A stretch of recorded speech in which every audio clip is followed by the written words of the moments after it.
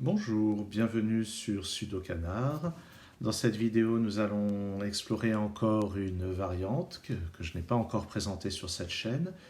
Une grille Sudoku, la variante c'est Quadruple Sudoku, ce qu'on pourrait traduire par Sudoku quadruplé. Et la grille que j'ai choisie pour illustrer ceci est issue, comme souvent, d'un Sudoku Grand Prix. J'ai pris donc le round 2 de 2014. L'auteur de cette grille que nous allons voir est serbe. Et c'est bon, il y a plusieurs personnes qui ont participé à ce round. Il s'agit peut-être de Zoran Tanasic ou Chedomir Milanovic. Je suis incapable de dire et je suis même probablement incapable de prononcer leur nom correctement. Alors, la grille, la voici. Bien sûr, je mettrai le lien vers ce livret dans la description. Et voilà à quoi ça ressemble. Donc, évidemment, nous avons comme d'habitude des chiffres qui sont donnés. Il n'y en a pas beaucoup, il n'y en a que 3. Et on peut voir au carrefour entre 4 cases, 4 numéros. Et vous l'aurez probablement deviné, ces 4 numéros sont à répartir entre ces 4 cases. Cette grille rapportait 30 points, donc a priori, elle est de difficulté très raisonnable. Alors, par quoi est-ce que je vais commencer ? Ouais, il me semble intéressant de commencer par les quadruplés. Ah, celui-ci, par exemple. Le quadruplé avec un 4, alors qu'il y a un 4 dans l'alignement. Donc, je sais que le 4 sera par ici. Et par ailleurs, on voit qu'il y a deux fois le chiffre 3. Donc, deux fois le chiffre 3, ça veut dire que les deux 3 vont être en diagonale. Et on peut même préciser que donc, il y aura 3 et 4 ici. Et 3 et 5 ici. Donc, on peut préciser ça. Puisque, donc, comme je disais, il y a les 3 en diagonale et le 4 est par ici. Les autres endroits qu'on peut regarder, c'est les cases qui sont à l'intersection de deux quadruplés. On peut voir que ce quadruplé a un seul chiffre en commun, qui est le 1, donc je peux placer le 1.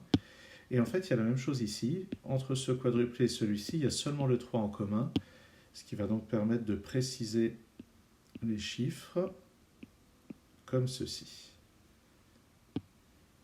Il y a d'autres cas. Il y a un autre cas où on a des quadruplés. Cette fois, il y a deux chiffres possibles en commun, le 3 et le 6. Je vais juste préciser comme ceci. Je peux voir aussi avec ce 9 que le 9 sera sur une des deux cases du bas. Je vais le noter à la confluence. On peut voir que là-dedans, donc, il y aura un 5 ici, un 5 là. Ici, il y aura un 4 ici, un 4 là. Ah, et on peut voir que parmi ces 4 là, il y a un 2, donc il n'y a pas de 2 là-dedans. Le 4 va être en diagonale ici ou là, mais le chiffre qui l'accompagne ici, c'est un 7, et le chiffre qui l'accompagne ici, c'est un 2. Donc 4, 7 par ici, 2, 4 par ici. Et par conséquent, le 7 de ce quadruplé, qui est dans cet alignement, n'est pas là, il est en dessous. On a encore des 5 en diagonale, donc il va y avoir un 5 par ici, un 5 par là. Ça fait donc 5, 7, 5, 7.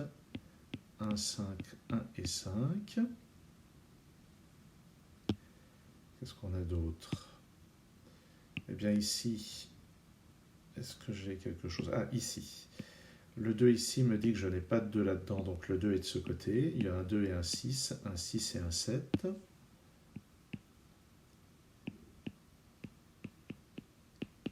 Et le 7 que je viens de placer ici me permet de résoudre ce quadruplé. J'efface ce 7, ce 4 et ce 2. Est-ce que j'ai autre chose dans l'immédiat ? Oui. Là-dedans, j'ai un 9. Donc, je n'ai pas de 9 dans ces deux cases. Et dans la colonne, il me manque encore un 9. Il est donc forcément ici.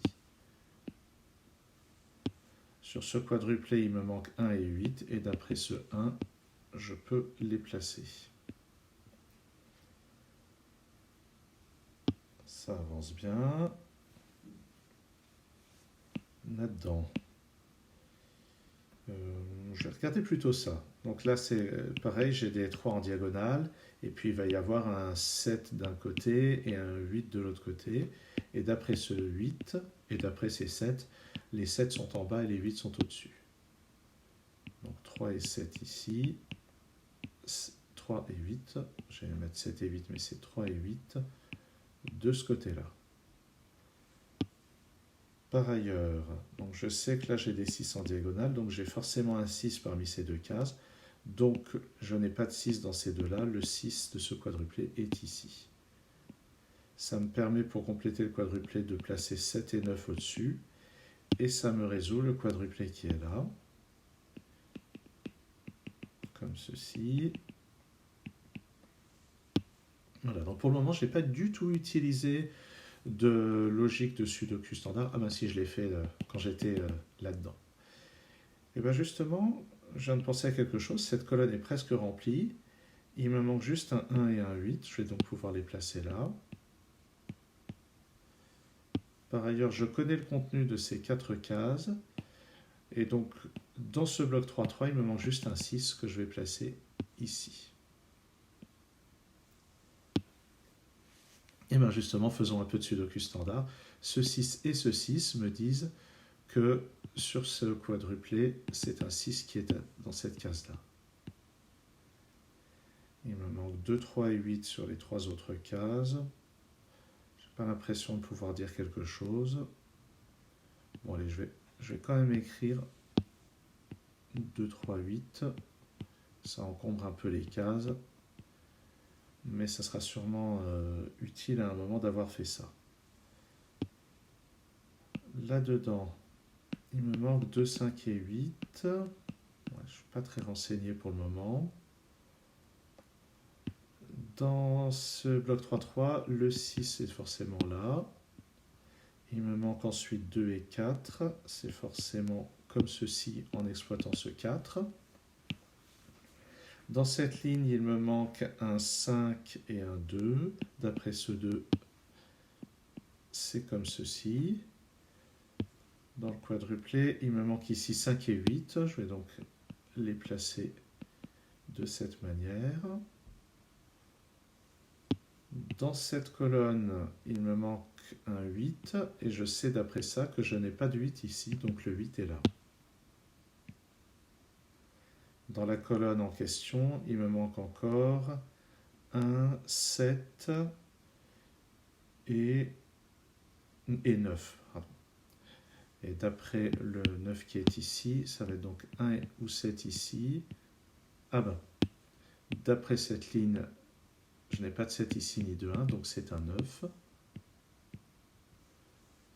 Et puis les deux cases qui restent dans le bloc 3-3 du haut, c'est un 4 et un 5. Et je vais les placer comme ceci. Alors j'ai pu décider que c'était un 4 parce que le chiffre que je place ici doit faire partie de ce quadruplé. Et pour conclure ce quadruplé, il me faut un 3 et un 7 que je place ici. Dans cette case, d'après cette ligne, c'est 2, 3 ou 8. Mais là, j'ai déjà un 2 et un 3 verticalement, donc c'est un 8. Ça va permettre de résoudre ça. Et ça va me permet de résoudre ça. Et sur la ligne où j'ai placé le 8, je peux résoudre. Et dans le deuxième bloc 3-3, j'ai forcément un 8 dans cette case. Et ça me permet de résoudre tout ce qui est à droite. Donc le 1 me permet de résoudre ceci. Et il me reste un 8 pour conclure le quadruplé. Et puis, ce 7 me permet de conclure sur ça. Et qu'a-t-on après ça? Là-dedans, le 3 va être au-dessus. Si je regarde bien, sur cette ligne, il me manque 2, 3 et 6.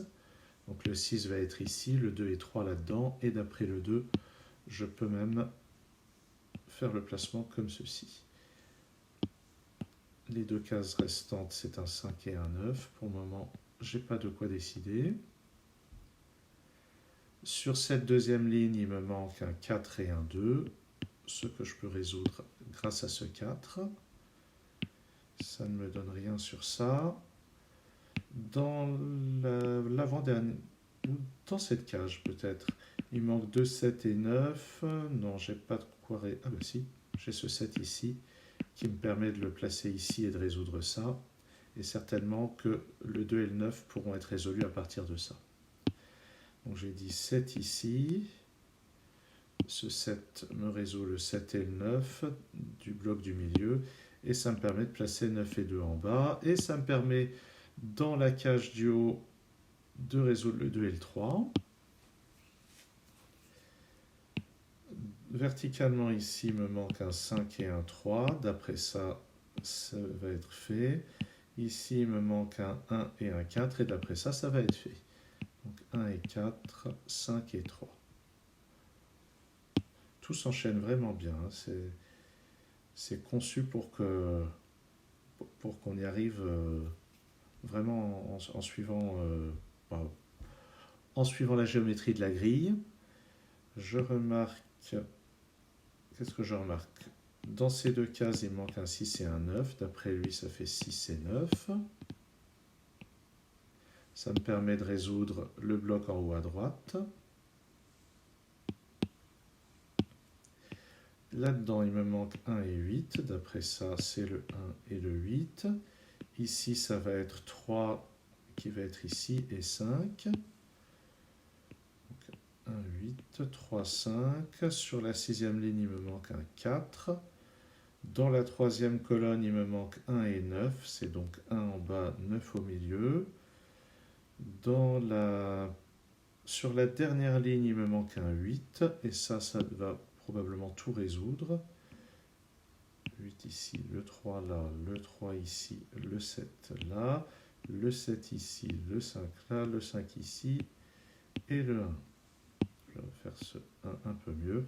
Et là, il n'y a vraiment plus qu'à compléter. Dans la première colonne, il manque un 1, il ne peut être que là. Et un 6, un 9 et un 2. Voilà. Donc cette grille m'a semblé assez facile, mais évidemment, j'ai l'expérience d'avoir résolu déjà un certain nombre de grilles de ce type. Mais je récapitule. Au début, il y a à peu près deux approches. Il y a les quadruplés qui ont un chiffre en double, auquel cas il va être sur une des diagonales. Et ça nous permet de dire par exemple que le 6 de cette colonne est parmi ces deux-là, le 6 de cette colonne est parmi ces deux-là, idem sur les lignes. Et puis on a le fait que quand deux quadruplés ont une case en commun, eh bien c'est un des chiffres en commun. Ici c'était forcément le 1, ici c'était 3 ou 6. Et pour le reste, il suffisait de suivre un petit peu ce qui se passait et de temps en temps d'appliquer du sudoku standard. Je vous remercie d'avoir suivi cette vidéo et je vous donne rendez-vous très bientôt sur Sudocanard.